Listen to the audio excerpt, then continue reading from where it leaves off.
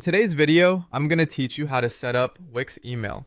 To get started, sign into your Wix account and open the dashboard for the website you want to use. This is the main control area where you'll manage your site settings, including your professional email setup.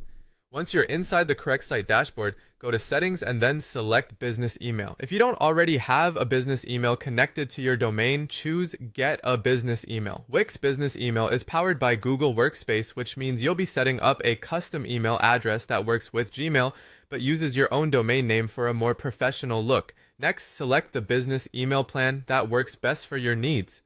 After that, enter the email address you want to create, such as something like info@yourdomain.com. Make sure you choose an address that fits your brand and will be easy for customers or clients to remember. Once you've entered the address you want, go ahead and complete the purchase process. During this part, Wix will guide you through the checkout and setup flow. After the purchase is finished, confirm that your domain is connected to your Wix website. This is important because your custom email needs to be tied to the correct domain in order to work properly. The good news is that Wix automatically configures most of the DNS records required for Google Workspace. So in many cases, you won't need to manually adjust technical settings yourself. That makes the process much easier, especially if you're not familiar with domain management or DNS. When the setup is complete, return to your Wix dashboard and click Go to Gmail. This will take you to the Gmail login page for your new business email account. Sign in using your new email address and the password you created during setup.